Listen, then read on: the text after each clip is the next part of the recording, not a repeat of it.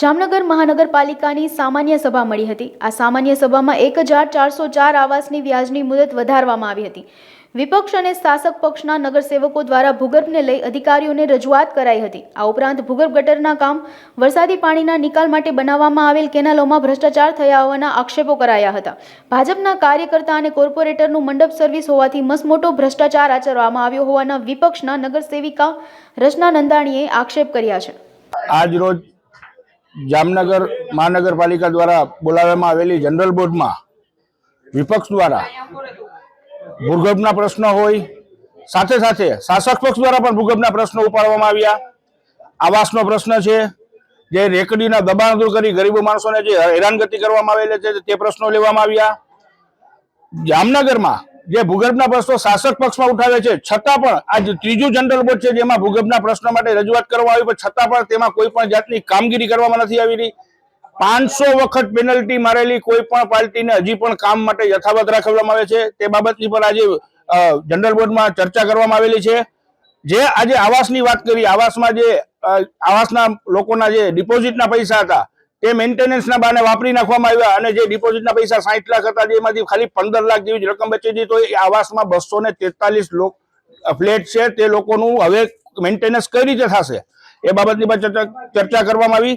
Commissioner સાહેબ અને અધ્યક્ષ સાહેબ મેયરશ્રીએ એવું અમને ખાતરી આપી છે કે આના પર યોગ્ય કાર્યવાહી કરવામાં આવશે, અને જે પણ ભૂગર્ભના મુદ્દા છે કે આવાસના મુદ્દા છે તેના ઉપર તાત્કાલિક ધોરણે કાર્યવાહી કરવામાં આવશે। મારો આજનો પ્રશ્ન, જે કોર્પોરેશનમાં બધા મંડપ ફિટ થાય છે અને જે વાવાઝોડા ટાઈમે જે ગાડલા, ખુરશી, ટેબલ મુકાણા હતા એમાં ભ્રષ્ટાચાર થયો છે એને લઈને પ્રશ્ન હતો કે ભાઈ જ્યાં 100 ખુરશી 100 ગાડલા મૂકવાના હોય અહીંયા 200-300 કીધા, જ્યાં 25 ખુરશી હતી અહીંયા 200 ખુરશી લખાવી, જ્યાં 10 ટેબલ હતા અહીંયા 100 ટેબલ લખાવ્યા। આવો ભ્રષ્ટાચાર કરવાવાળા ભાઈ જે છે, તો આ મંડપ સર્વિસ વાળા ભાઈનું નામ મેં પૂછ્યું તો મને મેયરશ્રીએ એને નામ દીધું નહીં લેખિતમાં, અને બોર્ડ પૂરું કરવાની ધમકી આપતા હતા।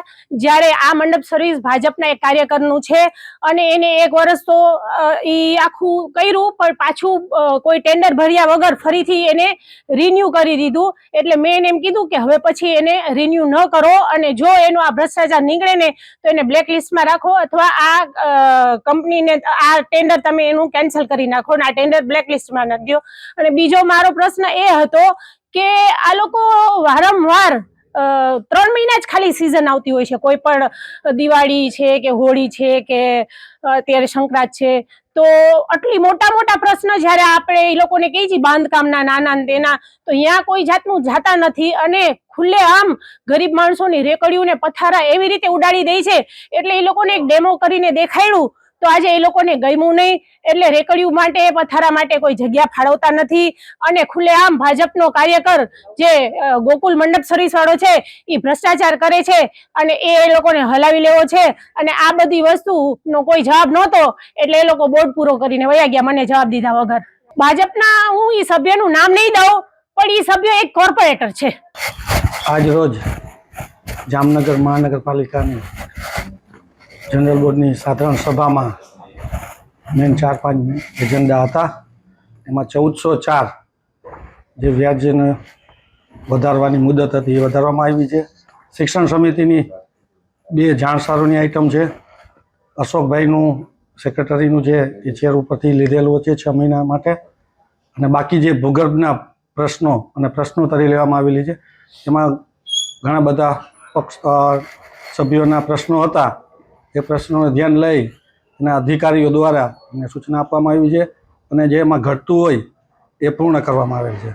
એમાં મારા ખ્યાલમાં નથી, પણ વસ્તુ એ છે કે કાયદાકીય પ્રક્રિયામાં જે મુજબ થઈ જાય એ મુજબ કરવાનો, એનો આક્ષેપ તદ્દન ખોટો છે, અને એના આગળ કોઈ એવી માહિતી નથી। અને જ્યારે ત્યારે કોઈ કોન્ટ્રાક્ટ આપવામાં આવે છે ત્યારે કોઈના વ્યક્તિગત કોણ એનો પ્રોપ્રાઇટર છે, કોઈ માલિક છે, એને જ જોવામાં આવતું, એ માત્ર એની સંસ્થા જે તે કોન્ટ્રાક્ટરનું નામ હોય એ જોવામાં આવે છે।